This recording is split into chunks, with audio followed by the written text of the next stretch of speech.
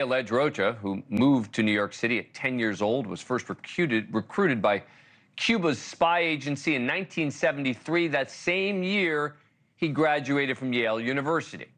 He began a career at the State Department in '81. For the next 20 years, Rocha was in positions that provided him access to non-public information, including classified information and the ability to affect U.S. foreign policy.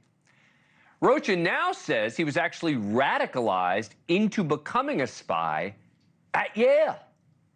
Quote, during my formative years in college, I was heavily influenced by the radical politics of the day. My deep commitment at that time to radical social change in the region led me to the eventual betrayal of my oath of loyalty to the United States during my 2 decades in the State Department. At one point, Rocha apparently bragged to an undercover FBI agent who was posing as a Cuban intelligence rep that his work was a, quote, grand slam, and he branded the U.S. as the enemy. This guy was part of the White House's National Security Council. So the question is, how did he get away with it so long? Why isn't this getting more attention? Joining us now, my old friend Jim Popkin. He's an investigative journalist based in Washington and author of the book Codename Blue Wren. He has reported on Manuel Rocha for a long time now. Jim, thanks very much for coming on the program. Appreciate it. All right, so first of all, how did they end up catching him? They used an undercover FBI asset who reached out to him starting in 2022, and they had a series of meetings in Miami, and he kind of took the bait, hook, line, and sinker, in believing that the FBI undercover who met with him actually was there officially from the Cuban government, and just opened up and spilled the beans. It was an incredible end to a remarkable career and really speaks to the talent of the Cuban intelligence service. Why did it take so long to get him?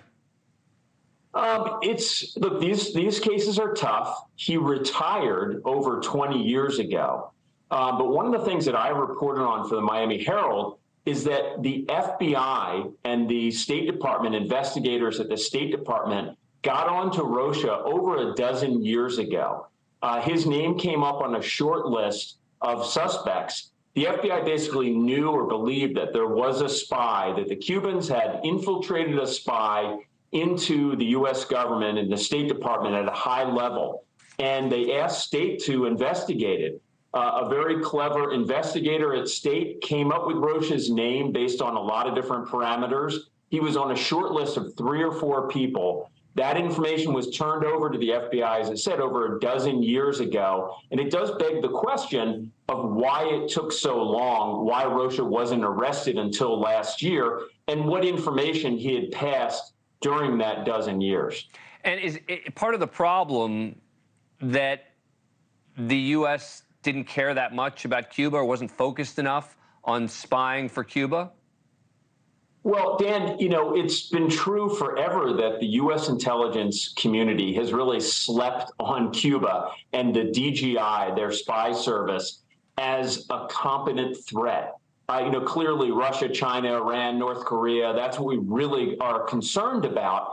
And Cuba, in terms of their military, they're a paper tiger. But they're unbelievably effective because their one enemy is the United States. So they focus all their resources there. And when Casper was in office, this was his pet project. Now, I wrote this book that you mentioned about Ana Montes. Ana Montes was an American woman grew up in the Baltimore area. She was recruited when she was at the Johns Hopkins Graduate School, or SAIS, and like Rocha, also became radicalized there and was spotted by another Cuban agent who also was at Hopkins at the time, and was influenced and encouraged to spy on the Pentagon on behalf of Cuba. She did that for 17 years until her arrest right after 9/11.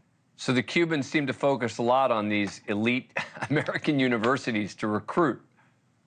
That's their recruiting ground, absolutely. And a lot of younger people are more enamored, especially when they're young, with communist ideals. Even Rocha, when he was in court the other day, said, well, that was me at the time when I was at Yale. I'm a businessman now. I don't really feel that way. But they got him when he was vulnerable, started him early, even before he was at the State Department. That was true for Ana Montes, too. She was basically a FOIA, a Freedom of Information Act clerk at the Justice Department when she was recruited. And the Cubans encouraged her to apply for a job at the Pentagon, at the DIA. And she successfully worked her way up the ranks, 17 years spying without anyone knowing about it. Thank you for watching. Go to newsnationnow.com to find NewsNation on your cable provider. And don't forget to click the red subscribe button below to get more of NewsNation's fact-driven, unbiased coverage.